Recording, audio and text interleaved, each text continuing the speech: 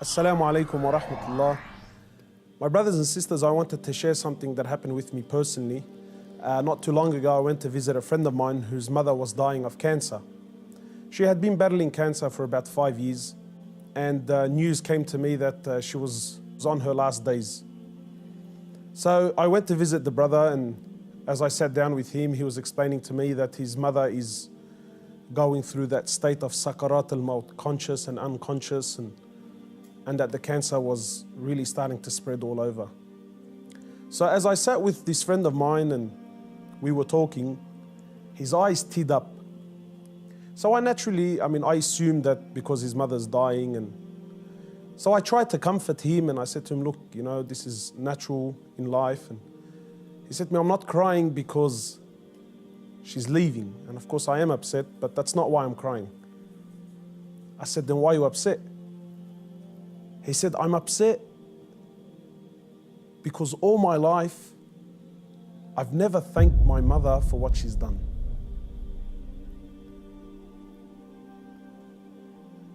And honestly, I can't explain what happened to me when he said these words, He said, all my life, I've never once in my life said thank you to my mum.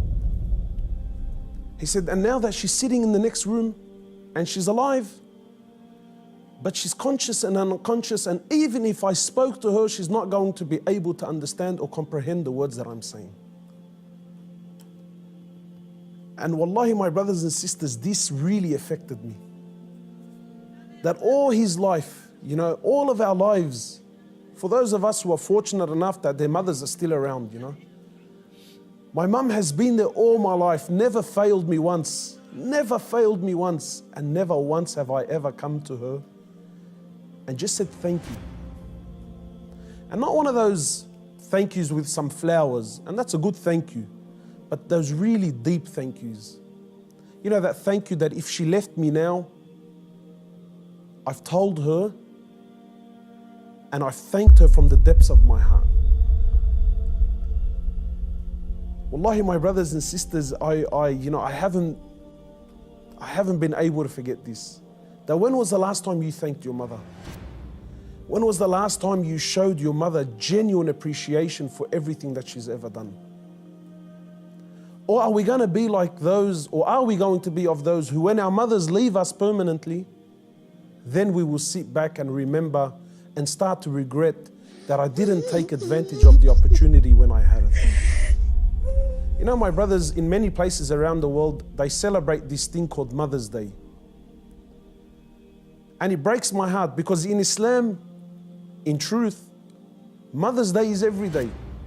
We don't single out one day of the year to say, oh, Mum, look, I remembered you today. But rather, we're ordered by Allah and His Prophet, more or less, to remember our mothers on a daily basis. A man came to the Prophet of Allah and he says to him, O Prophet of Allah, and many of us get this hadith wrong. He says, O Prophet of Allah, who is most deserving of my kind treatment? He says to him, your mother. He says, then whom? He said to him, your mother. He said to him, then whom? He said to him, your mother. He said, then whom? He said, then your father. Many of us, we interpret this to be love, that my mother is most deserving of my love.